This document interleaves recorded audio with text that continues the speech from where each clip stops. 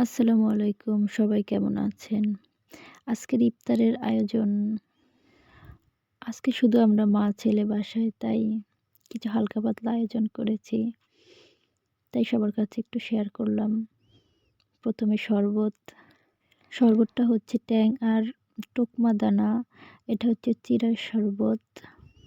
তারপরে এটা হচ্ছে ওলট কম্বলের শরবত।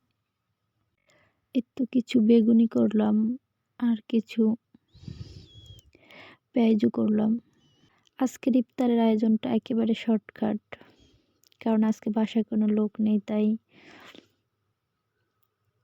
খেজুর, বরই, শরবত আজকে অল্প কিছু দিয়েই আমাদের ইফতার শেষ করেছি।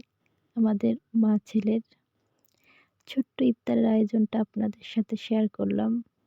ইফতার রেডি করে আবার গিয়েছিলাম আমার ফুলের বাগানে। যেয়ে দেখি কি সুন্দর একটি ফুল ফুটে আছে। দেখেই মনটা ভালো হয়ে গেল। খুব সুন্দর করে ফুটেছে। গোলাপি কালার গোলাপটা ভালোই লাগে। আপনাদের কাছে কেমন লাগে কমেন্টে জানাবেন।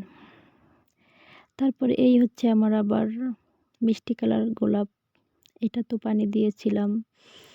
এটাও ফুটেছে একটা। আর কয়েকটা ফুটেছিল, ওগুলা সব আস্তে আস্তে ঝরে গেছে।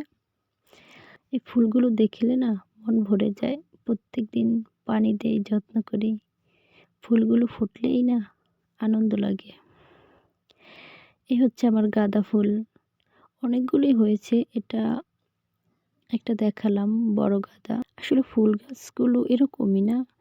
যখন লাগাই খুব মায়া যত্নে পানি দেই, দেখাশোনা করি।